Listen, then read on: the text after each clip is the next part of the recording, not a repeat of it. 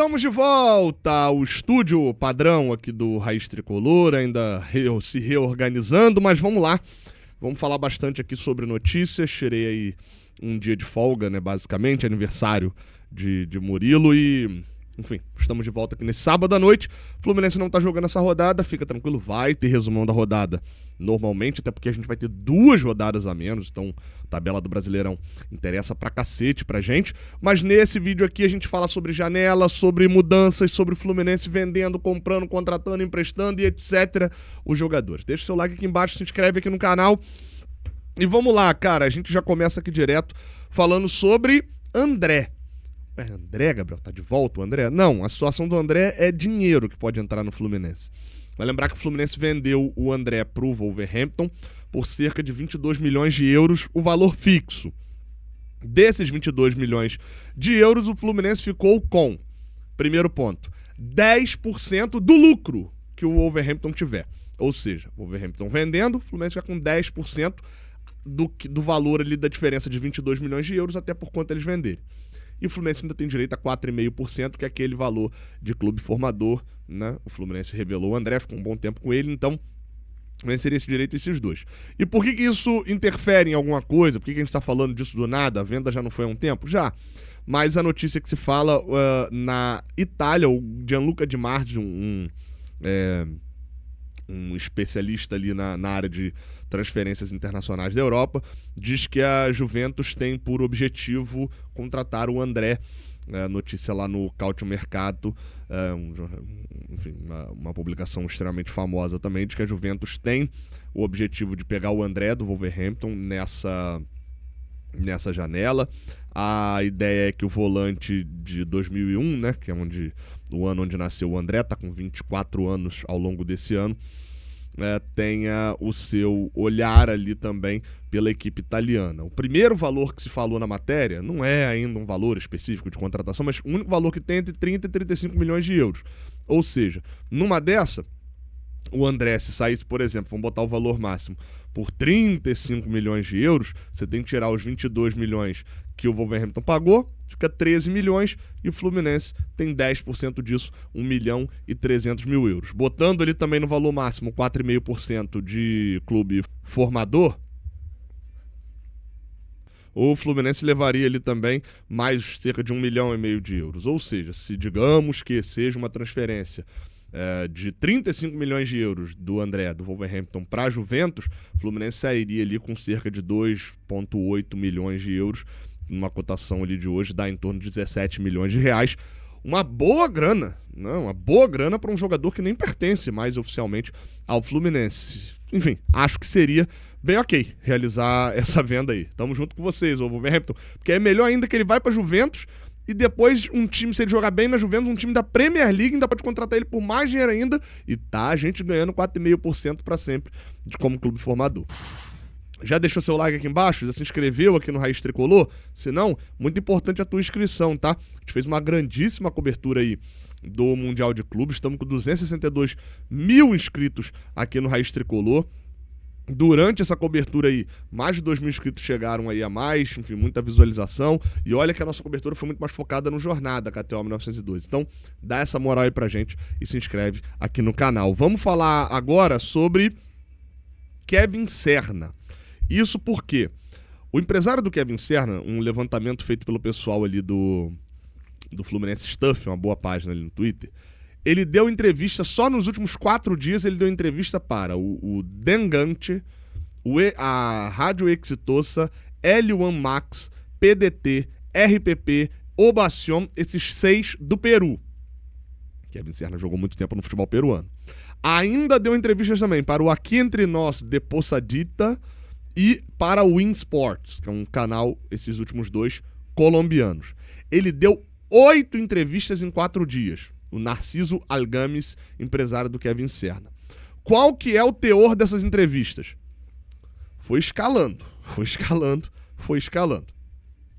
Primeiro, a notícia de que o Alianza Lima queria de volta o Kevin Serna e também a notícia de que o Atlético Nacional da Colômbia queria o Kevin Serna. Sobre o Alianza Lima, o Franco Navarro, que é diretor do Alianza Lima, falou acerca de anteontem para ontem, falou que queria o Kevin Serna, que é um jogador extraordinário, que na sua participação no Mundial acabou de acabar, então eles que adorariam ter ele, só que ele não pode falar sobre uma possibilidade sem antes considerar as chances que tem de contratá-lo. Esse é o cenário que o diretor da Alianza Lima falou. E as chances de contratar o Kevin Serna não são tão altas. Teve também notícia sobre o Atlético Nacional, tá? Também saiu sobre o Kevin Serna no Atlético Nacional. O próprio empresário falou que teve conversas com a Alianza também, de que tinha interesse, era um empréstimo por 6 meses. Do Serna no Atlético Nacional, também, Atlético Nacional da Colômbia, o maior clube da Colômbia, país onde Kevin Serna está, né, naturalizado. Ele quase se naturalizou peruano, mas enfim. Tinha como ir pro Atlético Nacional, tinha como sonho para poder jogar na seleção colombiana. Essa notícia foi dada pelo Pipe Sierra, que é um jornalista da Colômbia. E, enfim, o que era sobre ele ir pro Atlético Nacional? Os colombianos fizeram uma consulta ao Narciso Algames, empresário dele. O Kevin Serna estava disposto ali a ouvir propostas, porque ser titular dentro do seu país talvez tivesse mais relevância do que o disputar posição, como hoje ele está disputando no Fluminense. Só que as coisas acabaram não indo tanto pra frente ainda. Qual que é o cenário sobre o Kevin Serna, tá? Que eu acho que é importante a gente deixar bem claro de algumas coisas. O empresário tá falando o tempo todo sobre jogar mais minutos. Isso normalmente não pega bem, tá? Dentro do Fluminense. Do que eu conheço da galera do Fluminense, não pega muito bem. Você vai ficar indo pra mídia e tal, pedir. Acho que há um olhar de que o Kevin Serna produziu mais do que o Fluminense esperava, e é fato, o Fluminense tá na Série A hoje por causa do Serna. Mas também há um olhar de que o Serna apareceu menos do que se esperava dentro do Mundial de Clubes. E é verdade. Acho que se a gente perguntasse a 10 tricolores, falasse, né, para eles que o Kevin Serna, dentro do Mundial, jogaria 2 jogos, não teria nem 80 minutos em tempo somado. O Kevin Serna só jogou 20 minutos contra o Borussia e 59 minutos contra o Ulsan. Todo mundo diria que isso é mentira, de que isso não vai acontecer. Né? Ninguém esperava que o Kevin Serna não entrasse contra a Mamelodi, contra Inter de Milão, Al Hilal e nem contra o Chelsea. Mas por que isso acabou acontecendo? 2 motivos, basicamente. Porque o Fluminense foi buscar mais jogador para essa posição, com característica diferente.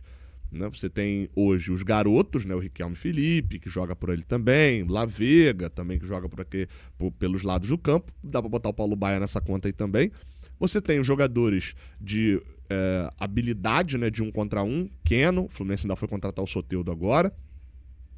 Tem Canobi e Serna como jogadores de explosão e velocidade, de intensidade. Além do João Ares, que é titular absoluto.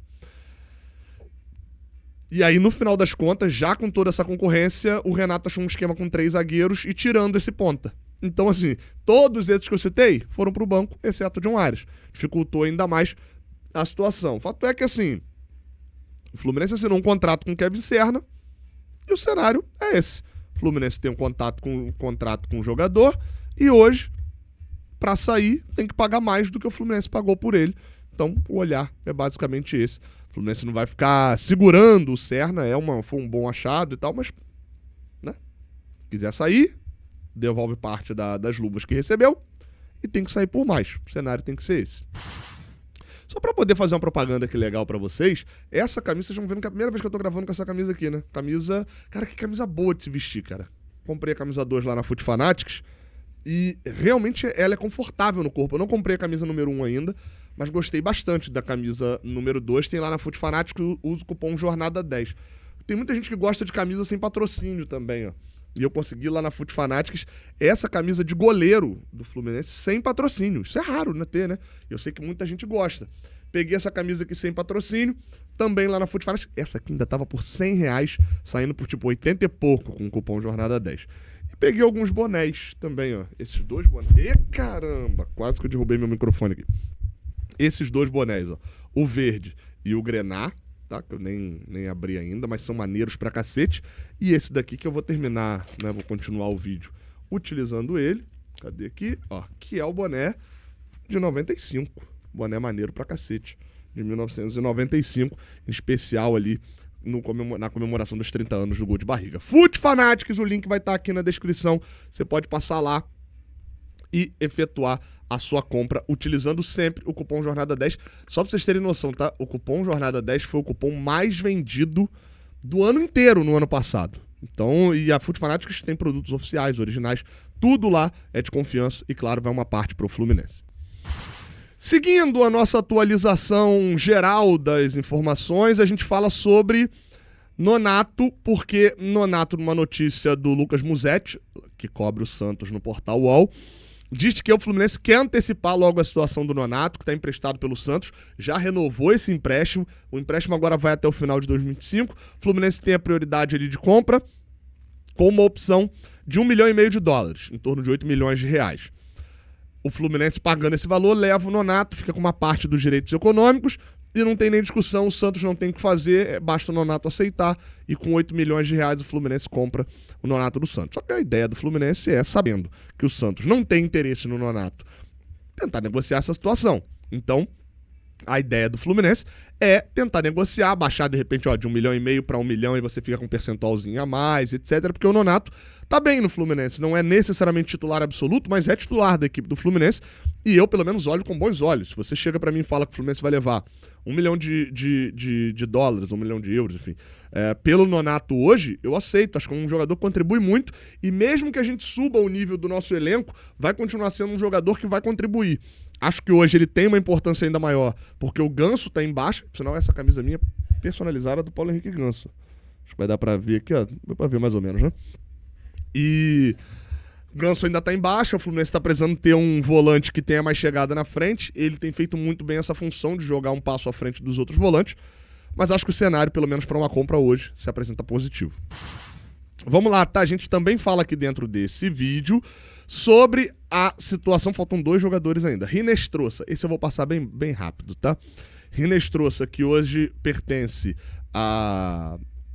ao Atlético Nacional, né? O Marino Rinestrosa.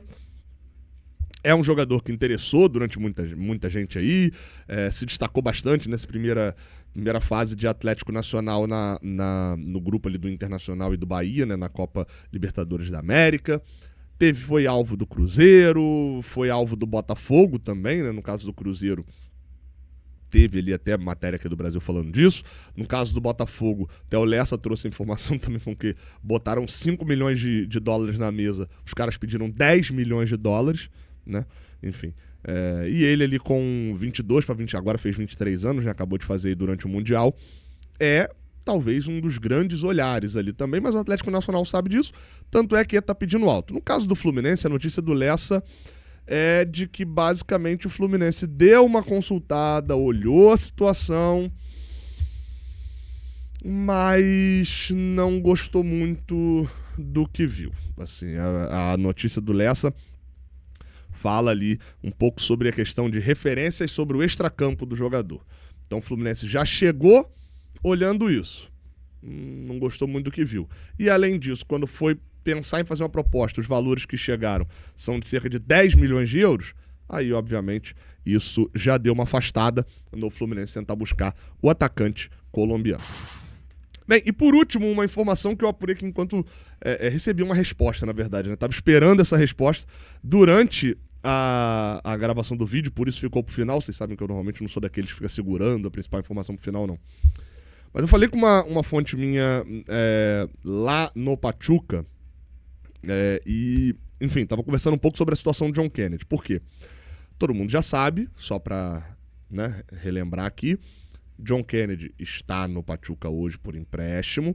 O Pachuca pagou pelo empréstimo ao Fluminense, então ele tem a prerrogativa de, por exemplo, não aceitar a devolução, né, que o John Kennedy volte ao Fluminense, mas hoje esse é o desejo do John Kennedy e esse é o desejo do Fluminense. Então dependeria de uma negociação para que nessa janela o John Kennedy fosse, entre aspas, devolvido pelo Pachuca ao Fluminense. E bem, a gente já tem apuração, até saiu notícia no GE. Globo, do que da vontade, né, do olhar e da visão da apuração com a diretoria do Fluminense. Com os representantes do John Kennedy, eu fui buscar, tentar entender o que o Pachuca tá vendo, como é que tá essa liberação, para ver se conseguiu alguma coisa.